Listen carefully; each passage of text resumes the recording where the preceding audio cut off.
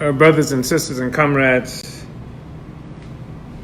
I wanted to take this time to report to you the death of Comrade Omowale Kefing. I had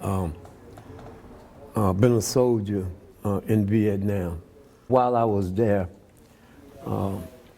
we began to be politicized.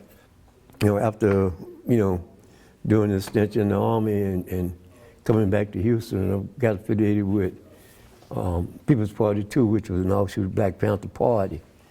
And again, we knew something was happening to the party throughout the country, but hadn't exactly peeped it. So in April of 1970, I believe, COINTELPRO came down on the Houston chapter where they murdered the leadership there, a young brother, 21 years old at the time, Carl Hampton.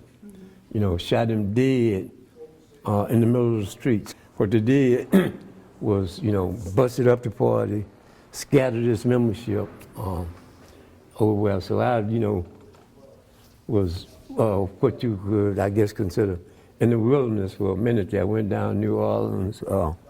They had done the same thing to the party there, nowhere to go, nowhere to turn, Only thing that was happening was cultural stuff, New Orleans. So in '73, I make my way to Atlanta, and, I hook up with some people who are trying to do the black work,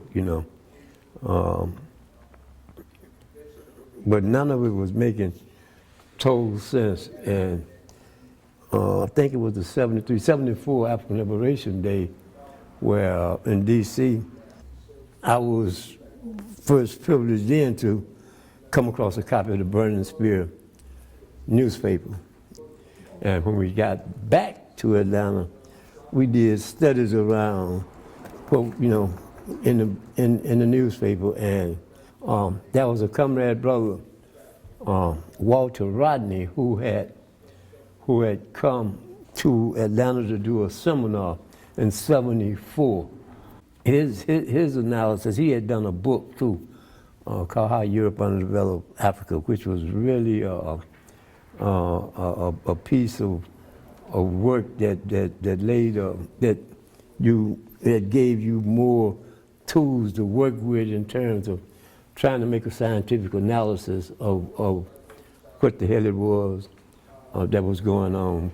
So when Rodney came, we become friends, and we got to debate and talk questions, argue questions, relative things in the Burning Spear newspaper. And at that time,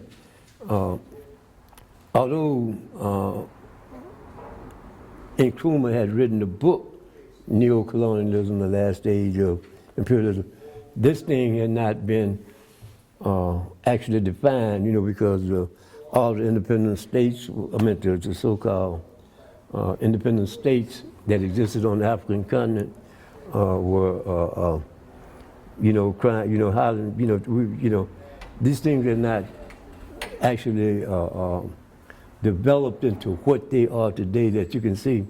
I mean, they're transparent today. You don't have to have on no 3D glasses to see.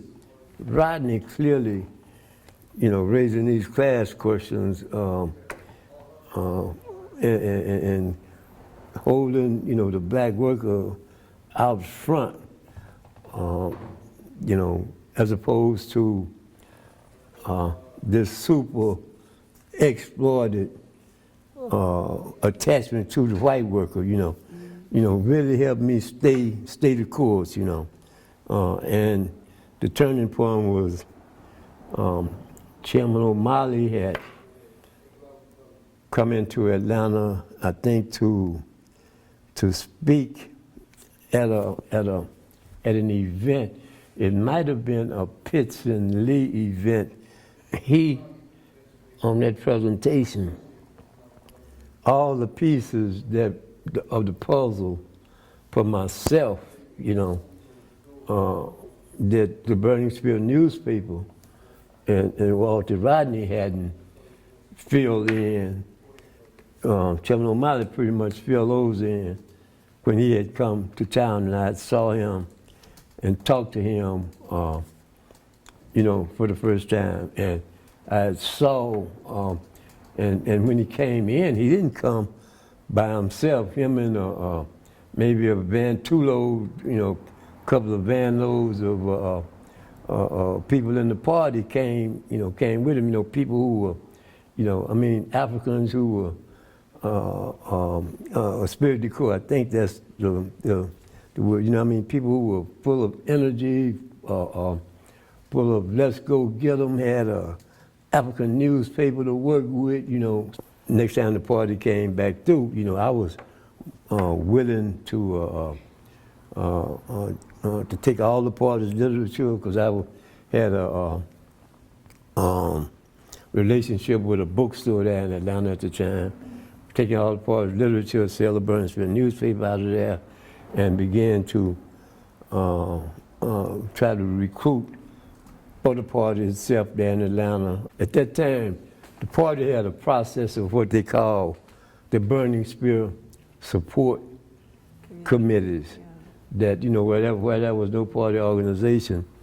And it was a pretty good process, that the Burning Spear newspaper would be the basis of the relationship to the party.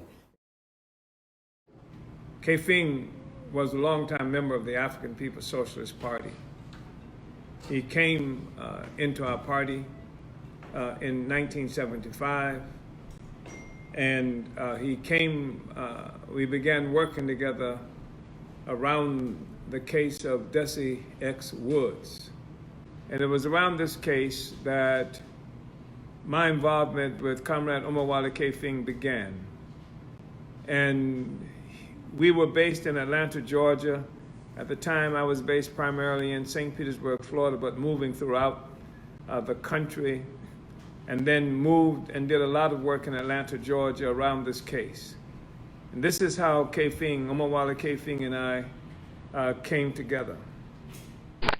Figured out the car to identify them as black. White people act like they only discovered black people in Miami after this rebellion.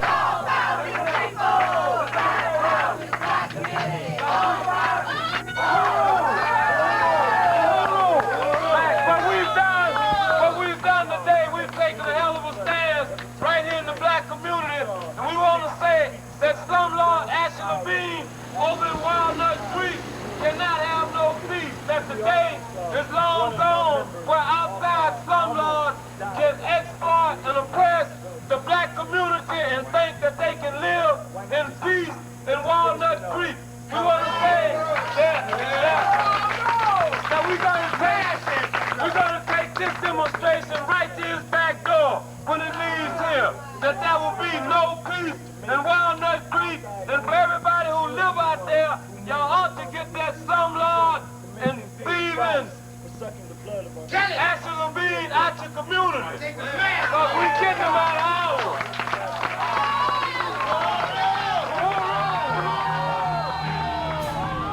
I want to help everybody understand who this giant was. He was an extraordinary force. During all the time he was nearly crippled with this disease, Omowale Kefing was finding ways to participate in the political work of the party. He was copy editing articles for the Burning Spear newspaper. Comrade Omowale Kefing was not just somebody who talked about the struggle or even who just wrote about the struggle, though he did both those things. He was deeply involved in the movement. He was somebody who participated in the revolutionary movement even after the defeat of the Black Revolution of the 1960s. And in the African People's Socialist Party, he was committed to complete that Black Revolution of the 60s. He was a dedicated freedom fighter. He was selfless. He was somebody who was committed to the revolution and understood that the revolution was more important than anything that might benefit us as individuals. The revolution has a responsibility to raise up Omowale Kefing. Omowale Kefing lives. And we say, live like Omowale Kefing. Uhuru.